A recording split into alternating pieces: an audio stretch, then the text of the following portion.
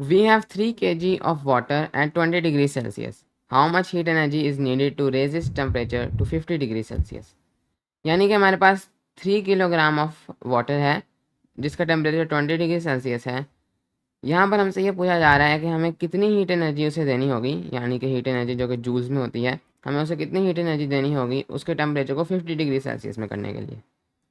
तो हमारे पास कुछ पानी है, तो मसलन ये हमारा एक पॉट है और इसमें हमारे पास 3 किलोग्राम ऑफ पानी है, यानी कि हमारे पास जो पानी है उसका वज़न 3 केजीज है। तो ये हमारे पास पानी है जिसका मास है 3 केजी और इसका जो इनिशियल टेम्परेचर है, यानी कि इसका जो अभी अभी टेम्परेचर है वो है 20 डिग्री सेल्सियस। और हमसे ये पूछा जा रहा है कि अगर हमें इसके टेम्परेचर को 50 डिग्री सेल्सियस करना है, हमें इसके टेम्परेचर को 50 डिग्री सेल्सियस करना है, तो ज़ाहिर है हमें इसे आग इसको हीट देनी होगी। हम किसी भी तरीके से दे सकते हैं, तो मसलन हम यहाँ पर आग जला के इसको हीट देते हैं कुछ इस तरीके से। यहाँ पर हमें हमसे ये पूछा जा रहा है कि ये जो हीट एनर्जी है जूल्स में, ये कितनी हीट एनर्जी हमें 3 केजी वाटर को देनी होगी ताकि उसका टेम्परेचर हम 20 से 50 पे ले जाएं। पहले 20 पहले है, इसको 50 पे लेके जाना है, तो हमें कितनी हीट एनर्जी देनी होगी। हीट एनर्जी जूल्स में होती है। तो चलें इसको सॉल्व करने की कोशिश करते हैं। तो सबसे पहले इसका जो एक आसान तरीका लग सकता है वो ये है कि हम लोग 3 केजी पानी ले लेते हैं खुद से, उसका हम लोग टेम्परेचर पहले 20 डिग्री सेल्सियस कर लेते हैं। हम लोग एक थर्मोमीटर रख लेते हैं, उसको ठंडा कर लेते हैं और उसका टेम्परेचर हम लोग पहले 20 डिग्री सेल्सियस कर लेते हैं। पहले हम 20 डिग्री सेल्सियस कर लेते हैं और फिर हम उसके नीचे आग जलाते हैं और एक और थर्मोमीटर रख देते हैं और देखते जाते हैं उसका टेम्परेचर बढ़ता जाएगा और साथ साथ हम जितनी उसको हीट एनर्जी दे रहे हैं उसको नापते भी जाते हैं। तो हीट एनर्जी को हम लोग कुछ इंस्ट्रूमेंट्स होते हैं, कुछ तरीके होते हैं, उनसे हम मेजर कर सकते हैं।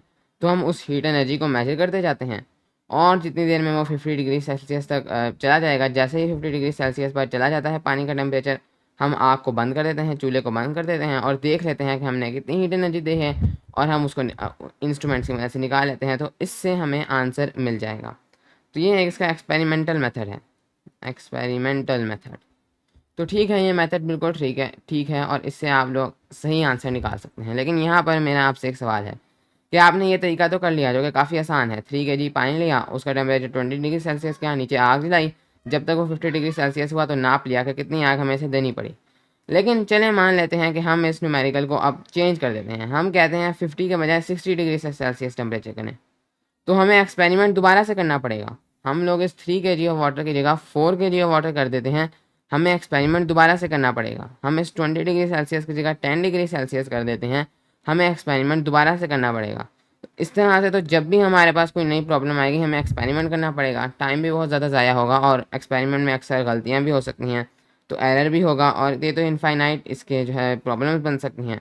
तो क्या हम हर बार एक्सपेरिमेंट ही करते रहेंगे? आंसर तो हमारे पास निकल आएंगे, लेकिन ये काफ़ी एक इनकन्सिस्टेंट तरीका है, इनअप्रोप्रिएट तरीका है। इसके बजाय क्या हो कि हम एक्सपेरिमेंट सिर्फ एक ही करें, लेकिन उससे हम लोग किसी भी किस्म की वाटर रिलेटेड प्रॉब्लम जो है, इस तरह की प्रॉब्लम में जो भी वैल्यूज़ आ जाए हम उनको सॉल्व कर सकें। तो मसलन हम लोग क्या करें कि हम लोग कहते हैं कि इसको छोड़ो, हम लोग 1 केजी वाटर ले लेते हैं, हम लोग 1 किलोग्राम ऑफ वाटर ले लेते हैं, इस एक्सपेरिमेंट को नहीं करते। 1 किलोग्राम वाटर ले लेते हैं, इसका टेम्परेचर हम कोई भी रख देते हैं, मसलन इसका टेम्परेचर हम रख देते हैं 30 डिग्री सेल्सियस, जो भी इसका टेम्परेचर रख लेते हैं। और इसके बाद हम इसका टेम्परेचर हमने करना है 31 डिग्री सेल्सियस, यानी कि इस वक्त तो हमने यहाँ पर 20 से 50 पे जाना था, 30 डिग्री सेल्सियस बढ़ाना था। अब हम सिर्फ 1 डिग्री सेल्सियस बढ़ाते हैं, जो मर्ज़ी रख लो, 20 है तो फिर 21 बढ़ा लेंगे और हम यही सेम इसी तरह का एक्सपेरिमेंट करेंगे। लेकिन अब हम क्या करेंगे, यहाँ पर हम इसके नीचे आग जलाएंगे और जब तक ये 31 होगा हम लोग वो हीट नाप लेंगे, मेथड्स के ज़रिए या जो भी मेथड्स हैं, हम लोग वो हीट नाप लेते हैं। तो हम लोग वो हीट नाप लेते हैं कि जो हमें 1 किलोग्राम ऑफ वाटर के टेम्परेचर को 1 डिग्री सेल्सियस इंक्रीज़ करने में हमें जितनी हीट दरकार है, हम वो हीट नाप लेते हैं। तो हमने ऐसा किया भी है। तो जब हमने एक्सपेरिमेंट्स किए तो हमें पता चला कि ये हीट जो इतनी हीट जो कि 1 किलोग्राम ऑफ वाटर को देनी पड़ेगी उसके 1 डिग्री सेल्सियस टेम्परेचर को बढ़ाने के लिए, वो हमारे पास है। हीट का सिंबल हमेशा होता है क्यू, जिस तरह की मर्ज़ी हीट हो, 4186 जूल्स। तो इसका मतलब है कि हमें अगर 1 किलोग्राम ऑफ वाटर के टेम्परेचर को 1 डिग्री सेल्सियस बढ़ाना है तो हमें कितनी हीट देनी होगी, हमें देनी होगी 4186 जूल्स ऑफ हीट। हमने ये एक एक्सपेरिमेंट तो बहरहाल कर लिया है। अच्छा, अब यहाँ पर ये चीज़ें चेंज भी हो सकती थी। ऐसे भी हो सकता था कि हमारे पास जो है 20 डिग्री सेल्सियस होता और उससे हम 21 डिग्री सेल्सियस टेम्परेचर को अपने एक्सपेरिमेंट में करते। अब हमें पता ये चला है एक्सपेरिमेंट से कि हम लोग जो मर्ज़ी करें, मतलब अगर हमारा जो चेंज इन टेम्परेचर है वो सेम है, यानी यहाँ भी हम 1 डिग्री सेल्सियस ही बढ़ा रहे थे, यहाँ पर भी हम 1 डिग्री सेल्सियस ही बढ़ा रहे हैं 1 किलोग्राम ऑफ वाटर के लिए, तो यहाँ पर हमारे पास दोनों सूरतों में हीट 4186 जूल्स ही है। वो उसका रीज़न ये है कि हमारे पास जो हीट है वो डायरेक्टली प्रोपोर्शनल टू टेम्परेचर है, यानी कि हीट और टेम्परेचर का एक डायरेक्ट रिलेशन होता है। अगर हम हीट को डबल कर देते हैं, टेम्परेचर भी डबल है। अगर हम लोग हीट को ट्रिपल कर देते हैं तो टेम्परेचर भी ट्रिपल हो जाता है। हीट बढ़ाने से टेम्परेचर बढ़ता है और इसके साथ साथ प्रोपोर्शनली बढ़ता है। ये चीज़ हम एक्सपेरिमेंट से हम लोगों ने दरियाफ्त कर लिया। तो एनीवेज हमें अब पता चल चुका है कि अगर हमने 1 किलोग्राम ऑफ वाटर का हमने जो चेंज इन टेम्परेचर है हमने उसे 1 डिग्री सेल्सियस करना है, हमने उसे उसके टेम्परेचर को 1 डिग्री सेल्सियस बढ़ाना है जितना भी है पहले, तो हमें इतनी हीट देनी होगी। क्या हम इस चीज़ से ये वाली चीज़ मालूम कर सकते हैं, ये जो हमारा असली मसला था? तो चलें देखते हैं। हमने बस अभी एक एक्सपेरिमेंट किया है, इसको हमने नहीं किया। ये हम कर सकते थे लेकिन हम कह रहे हैं कि हमें इस तरह तो बहुत मुश्किल हो जाएगी एक ही एक्सपेरिमेंट करें, तो हमने बस एक ये एक्सपेरिमेंट किया है और हम देखते हैं कि क्या हम इससे किसी भी किस्म की प्रॉब्लम को सॉल्व कर सकते हैं। तो यहाँ पर जी यहाँ पर अब हम लोग देखते हैं कि हम इस प्रॉब्लम को इसकी मदद से कैसे सॉल्व कर सकते हैं। तो मसलन मैं इसको कह रहा हूँ सी, मैं कोई भी सिंबल दे सकता हूँ। मैं इसको कह रहा हूँ सी, फॉर आसानी के लिए मैं इसको कह देता हूँ सी। सी वो वैल्यू है हमारे इस न्यूमेरिकल में जो कि हम 1 किलोग्राम ऑफ वाटर को देंगे, और ये कोई भी फ्लूइड नहीं, वाटर, दूध वगैरह के लिए डिफरेंट होगी। वाटर को हम 1 किलोग्राम ऑफ वाटर के 1 डिग्री सेल्सियस चेंज लाने के लिए जितनी हम उसे हीट एनर्जी देंगे वो 4186 जूल्स है। इसे हम लोग सी कह देते हैं, ठीक है। अच्छा, अब हमने निकालनी क्या है, ये भी हीट थी। हाँ, अब जो हमने असली हीट निकालनी है, तो यहाँ पर इसको आप लोग बेशक इग्नोर कर दें। तो हमने जब असली हीट निकालनी है वो है क्यू। हमने वो हीट निकालनी है कि हमें 20 डिग्री सेल्सियस से 50 डिग्री सेल्सियस पर जाना है 3 kg ऑफ वाटर के लिए, हमें ये वाला काम करना है। तो यहाँ पर हम लोग अगर कुछ वैल्यूज़ देख लें तो यहाँ पर अब आप देखें एक चीज़, तो ये वो वैल्यू थी जो कि हमें चाहिए 1 किलोग्राम ऑफ वाटर के 1 डिग्री सेल्सियस बढ़ाने के लिए। तो यहाँ पर हमें कितना डिग्री सेल्सियस बढ़ाना है, यहाँ पर हमें डिग्री सेल्सियस बढ़ाना है 30 डिग्री सेल्सियस। तो अगर ये 1 डिग्री सेल्सियस के लिए थी, तो चूंकि टेम्परेचर और हीट के दरमियान डायरेक्ट रिलेशन है, तो हम कह सकते हैं कि अगर हम लोग ये अगर 1 डिग्री सेल्सियस के लिए थी, तो अगर हमें 30 डिग्री सेल्सियस के लिए निकालना है तो इसको मल्टीप्लाई बाय 30 कर दो। और अगर ये 1 किलोग्राम के लिए थी और हमें 3 किलोग्राम के लिए निकालना है, तो यहाँ पर आप इसको 30 डिग्रीज, बल्कि 30 डिग्री सेल्सियस नहीं 30 से, क्योंकि ये उसके 30 टाइम्स है। और 3 किलोग्राम ऑफ वाटर के लिए निकालना है तो मल्टीप्लाई बाय 3 कर दो। ओके, तो इससे क्या आपके पास वो आंसर निकल आएगा? तो बिल्कुल निकल आएगा, क्योंकि ये थी 1 किलोग्राम ऑफ वाटर और 1 डिग्री सेल्सियस चेंज के लिए, चूँकि ये दोनों के दरमियान डायरेक्ट रिलेशन है।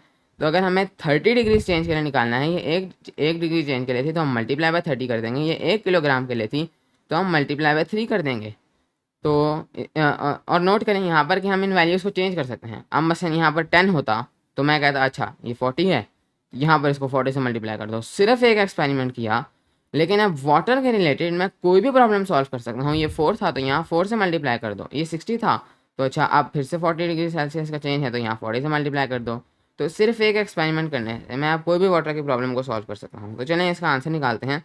तो कैलकुलेटर पर हम लोग निकालते हैं इसका आंसर। तो यहाँ पर मेरे पास है 4186 मल्टीप्लाइड बाई 30 मल्टीप्लाइड बाई 3। तो ये तकरीबन आ रहा है,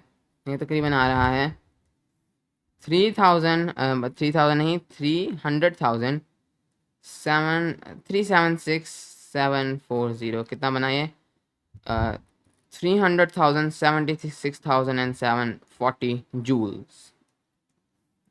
तो देखें मैंने निकाल ली, इसका आंसर मैंने निकाल लिया है कि मुझे 300,076,740 जूल्स ऑफ एनर्जी देनी होगी 3 किलोग्राम ऑफ वाटर को 20 डिग्री सेल्सियस से 50 डिग्री सेल्सियस पे जाने के लिए। और अगर जिस तरह का हमने एक्सपेरिमेंट यहाँ किया है, आप अगर यही एक्सपेरिमेंट यहाँ भी करें आपके पास सेम आंसर आएगा। लेकिन हमें करने की ज़रूरत ही नहीं, हमने एक एक्सपेरिमेंट करके इसको हम मैथमेटिकली निकाल सकते हैं, क्योंकि क्या हम हर बार एक्सपेरिमेंट करते फिरेंगे तो वो तो बहुत मुश्किल हो जाएगा।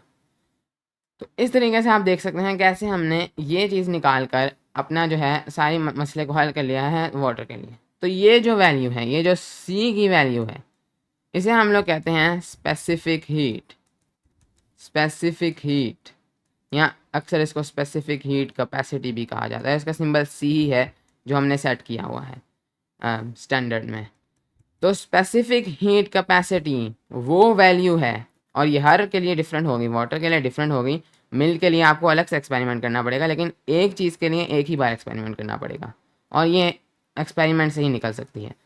तो स्पेसिफिक हीट कैपेसिटी वो वैल्यू है जो कि आप किसी चीज़ के 1 किलोग्राम जो उस किसी चीज़ के 1 किलोग्राम और समथिंग के 1 डिग्री सेल्सियस में जो आपने इंक्रीज़ लाना है, उसके लिए आप उसको जितनी हीट एनर्जी देते हैं उतनी वो हीट एनर्जी आपके पास स्पेसिफिक हीट कैपेसिटी है। तो चलिए इसकी डेफिनेशन को लिखते हैं। तो यहाँ डेफिनेशन हमारे पास बनेगी, the heat energy needed to raise the temperature of 1 kilogram of something by 1 degree Celsius is called specific heat. वो एनर्जी जो कि 1 किलोग्राम ऑफ समथिंग के लिए 1 किलोग्राम ऑफ समथिंग के 1 डिग्री सेल्सियस में अगर हमने चेंज लाना है उसके टेम्परेचर में, तो वो जो हीट एनर्जी हमें देनी होगी उसे हम स्पेसिफिक हीट या स्पेसिफिक हीट कैपेसिटी कहेंगे, और इसका सिंबल हमारे पास सी है। तो हमारे पास जो specific heat capacity for water है वो हमारे पास ये है, और चीज़ों के लिए डिफरेंट होगी। तो यहाँ पर मुझे उम्मीद है कि आपको ये स्पेसिफिक हीट कैपेसिटी के कॉन्सेप्ट जो है वो काफ़ी अच्छे तरीके से समझ आ गया होगा। तो यहाँ पर अगर हम लोग एक छोटा सा वीडियो ख़त्म करने से पहले एक छोटा सा फॉर्मूला बनाने की कोशिश करें, तो यहाँ पर अगर हम लोग देखें तो हमें कभी भी किसी चीज़ की एनर्जी निकालनी है, यहाँ पर किसी भी इस किस्म की प्रॉब्लम के लिए, हमें एनर्जी निकालनी है कोई भी ख़ास मास के, कोई भी ख़ास चेंज इन टेम्परेचर के लिए, तो हम उसको निकाल सकते हैं स्पेसिफिक हीट की मदद से, जैसे हमने अभी किया। हमने ये करना है कि हमें उस मटेरियल की स्पेसिफिक हीट लेनी है, मिल्क है तो मिल्क की स्पेसिफिक हीट, वाटर है तो वाटर की स्पेसिफिक हीट, उसको मल्टीप्लाई कर देना है हमें उसके मास से, यानी कि हम लोग यहाँ पर मल्टीप्लाई को वैसे भी लिख सकते हैं CM वेरिएबल्स में। तो हमें मल्टीप्लाई करना है उसे उसके मास से। हमने मल्टीप्लाई किया उसे उसके मास, बल्कि यहाँ पर आप देख सकते हैं ये उसका मास था 3, तो हमने उसे मल्टीप्लाई किया उसके मास से। उसके बाद हमने उसे किससे मल्टीप्लाई किया, उसे चेंज इन टेम्परेचर से, मल्टीप्लाई बाय डेल्टा T। तो आप वो हीट एनर्जी निकाल सकते हैं।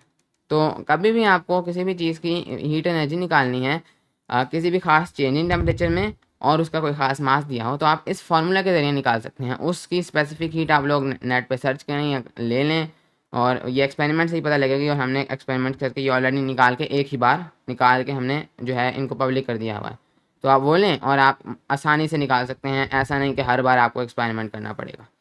तो यहाँ से अक्सर जो है इसको उल्ट उल्ट कर सी को इधर कर लिया जाता है, यानी कि अक्सर आपको एग्ज़ाम्स में ये कहा जा सकता है कि ये मास था, ये डेल्टा T था, और इतनी हमने हीट एनर्जी दी है, तो उसकी स्पेसिफिक हीट निकाल लें। तो स्पेसिफिक हीट वैसे ओरिजिनल लाइफ में तो हम एक्सपेरिमेंट से ही निकाल सकते हैं, क्योंकि ओरिजिनल लाइफ में हमें कोई उसका ये जो है ये क्यू देने नहीं वाला, क्यू हम एक्सपेरिमेंट से ही निकाल सकते हैं।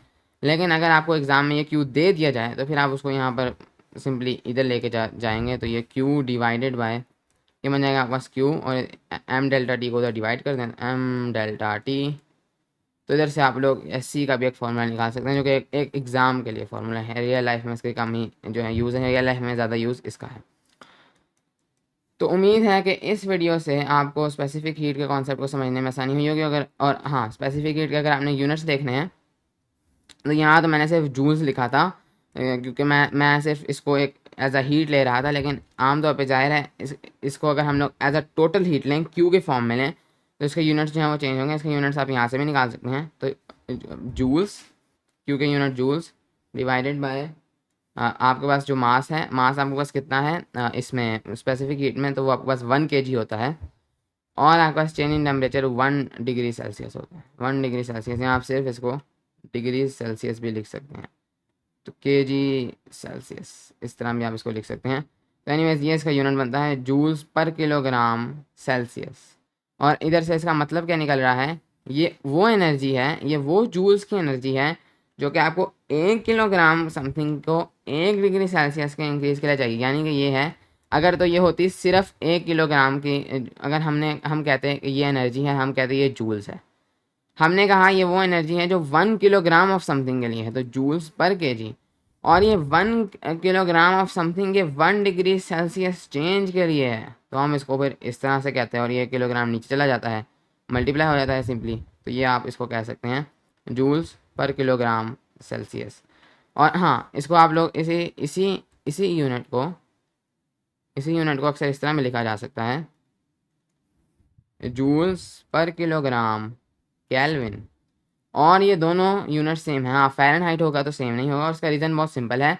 सेल्सियस और केल्विन के अंदर ये जो चेंज इन टेम्परेचर होता है, इनके अंदर जो स्केल है ना वो सेम होता है। यानी कि अगर किसी चीज़ का 1 डिग्री सेल्सियस में चेंज आया है तो हम कह सकते हैं कि उसका 1 डिग्री केल्विन में चेंज आया है, 1 डिग्री फ़ारेनहाइट में चेंज नहीं कह सकते, वो उसका स्केल ही डिफरेंट है, इस तरह से हमने बनाया हुआ है। तो ये दोनों चीज़ें सेम है। वाटर की स्पेसिफिक हीट हम कह सकते हैं 4186 जूल्स पर के जी सेल्सियस है। यहाँ हम कह सकते हैं 4186 जूल्स पर किलोग्राम केल्विन है। ये दोनों चीज़ें सेम हैं क्योंकि 1 डिग्री सेल्सियस का चेंज और 1 डिग्री केल्विन का चेंज इन टेम्परेचर सेम होता है। टेम्परेचर ज़ाहिर है सेम नहीं होता, लेकिन चेंज इन टेम्परेचर हमारे पास सेम होता है। हमने स्केल्स को सेट इस तरह से किया हुआ है, ये हमने अपनी मर्ज़ी से ही सेट किए थे। तो ये दोनों यूनिट्स जो हैं वो सेम चीज़ हैं, आप चाहे ये लिखें या चाहे ये लिखें, इससे कोई फ़र्क नहीं पड़ता।